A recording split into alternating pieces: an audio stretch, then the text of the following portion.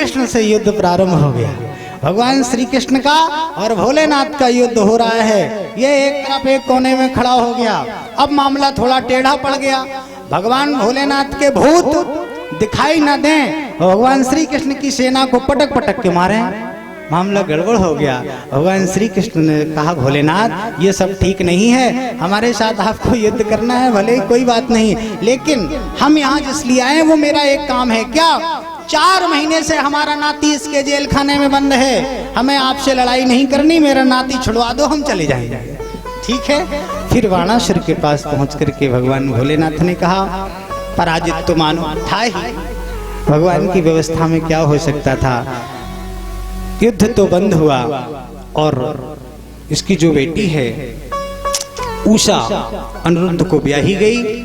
लड़ाई झगड़े के साथ युद्ध संपन्न, विवाह संपन्न होता है और लेकर के भगवान द्वारिका में आते हैं। एक दिन की बात, कुछ बालकों के साथ भगवान श्याम सुंदर के बच्चे एक स्थान पर भ्रमण कर रहे थे। छोटे छोटे बालक हैं। एक कुएं में देखा एक विचित्र जीव पड़ा हुआ था। विचित्र जीव पड़े हुए देखा, विचार किया निकाल दिया जाए। निकालने का मन बनाया। जैसे ही निकालने का मन बनाते हैं तो वो नहीं निकलता है।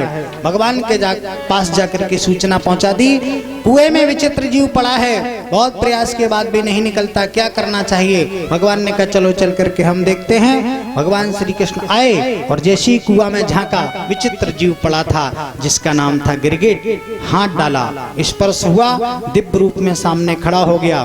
भगवान ने परिचय पूछा।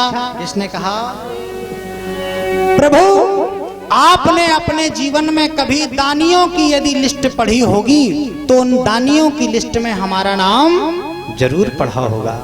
नाम क्या है तुम्हारा? इसने कहा, नरगो नाम नरेंद्रो हम ऐक्ष्वाकुतनया प्रभो दानिष्वाख्यायमानेषो यदि ते कर्णमस्पृशम। नृगो नाम नरेंद्र हम इक्ष्वाकुतनयामतो, मैं राजा नृग हूं।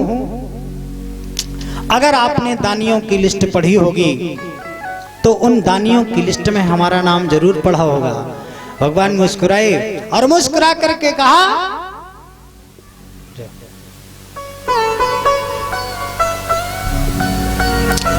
क्या दान किया है तुमने अपने जीवन में?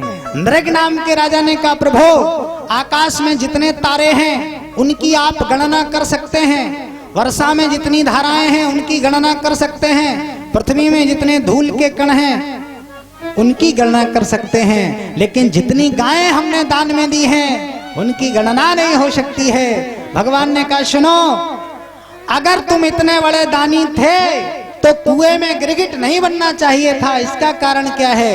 कुछ न कुछ कमी की होगी। क्या कमी की?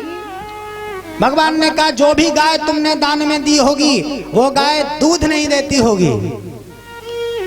इसने कहा, नहीं प्रभु, पयस्वनी, जो भी गाय मैंने दान में दी दूध देती थी, दूध देती थी। हाँ, तो बूढ़ी होगी? बोले नहीं, तरुणी थी, जवान थी। तो मरखू होगी, मारती होगी? इसने कहा नहीं, सीलवान गाय।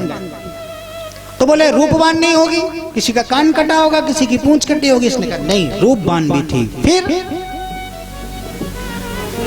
गुड़ोपन्ना कपिला हेम श्रृंगी, सारी गायें सीधी थी, रूपवान थी, शीलवान थी, दूध देने वाली थी, बूढ़ी नहीं थी, जवान थी, कपिला गायें थी। हेम श्रृंगी, मैंने उन गायों के श्रृंगों को सोने से मढ़वाया था, उन गायों के खुरों को चांदी से मढ़वाया था। परीक्षित जी, ऐसी ही गाय दान करना, ठीक है? हाँ, सींग सोने से मढ़े हों और खुर चांदी से मढ़े हों, ठीक है? कल कर देना व्यवस्था। महाराज इतना सब तो ठीक था। अच्छा, एक काम किया होगा, जो भी गाय तुमने दान में दी होगी वो सारी की सारी गायें अन्याय के धन से खरीदी होंगी, न्याय के धन से नहीं खरीदी होंगी। नंबर 2 का पैसा आया, बोले गाय खरीदो, दान करो, नहीं महाराज, ये भी नहीं था, न्यायार्जिता। जो भी गाय मैंने दान में दी थी, अन्याय का धन नहीं था, न्याय का धन था। फिर किसी का खून बहा के, किसी का पसीना बहा के, किसी को दुख देके, किसी को परेशान करके यदि धन लाया जाए, उससे गाय खरीद करके ब्राह्मण को दान दी जाए, तो उस दान का कोई मतलब नहीं होता है। अन्याय के धन से नहीं, न्याय के धन से दान होना चाहिए। तो बोले हाँ, यही किया था, न्यायार्जिता रूप खुरा। अच्छा, तो एक काम किया होगा, गायें दान में दे दी होंगी, लेकिन बछड़ों को छोड़ लिया होगा कि सराउंड के मेला में बेचने के काम आ जाएंगे। बोले नहीं महाराज, सबत्सा बछड़ों को भी हमने साथ में दिया था, कोई कमी नहीं की। फिर कमी कहाँ हो गई, गिरगिट कैसे बनना पड़ा, कमी ऐसे हो गई। एक ऐसा ब्राह्मण जो दान कभी नहीं लेता था, और एक ऐसा ब्राह्मण जो मेरे यहाँ दान लेने आया। जो दान ब्राह्मण नहीं लेता था, उस ब्राह्मण की गाय कहीं से छूटकर हमारी गौशाला में आ गई, मुझे पता नहीं था। उसी गाय का दान मैंने एक ब्राह्मण को कर दिया। वो ब्राह्मण गाय लेकर के गया दान में, और वो ब्राह्मण ढूंढने के लिए चला, रास्ते में भेंट हो गई। उसने कहा कहाँ से आ रहे हो? उस ब्राह्मण ने कहा अभी अभी दान लेकर के राजा नृग के यहाँ से आ रहा हूँ। ये तो गाय हमारी है, आपकी कैसे हो सकती है? राजा ने मेरा तिलक किया है, गौशाला से निकाल करके दी है, चलो चलें। दोनों ब्राह्मण लड़ते झगड़ते आए, राजा के पास आकर के खड़े हो गए। राजा से कहा, जो ब्राह्मण दान नहीं लेता था, उस ब्राह्मण ने कहा ये गाय हमारी है। राजा ने कहा तो कोई परेशानी की बात नहीं, अगर ये गाय तुम्हारी है तो इस गाय को तुम ले लो। ये नहीं हो सकता। क्यों? जो गाय आपने किसी दूसरे ब्राह्मण को दान दे दिया, वो गाय हम दोबारा नहीं ले सकते। दान की हुई वस्तु वापस नहीं की जाती, इसलिए नहीं हो सकता। तो एक काम करो, जो ब्राह्मण दान नहीं लेता था उससे कहा तुम इसके बदले में 1000 गाय ले लो। उस ब्राह्मण ने कहा मैं दान लेता नहीं, अगर हमारी वाली दे सकते हो तो दे दो। राजा ने कहा ये हो नहीं सकता। अच्छा, इसके बदले में 10,000 ले लो। तो 10,000 भी नहीं लेना, हम लेते ही नहीं, दान ही नहीं लेते। 1 लाख ले लो।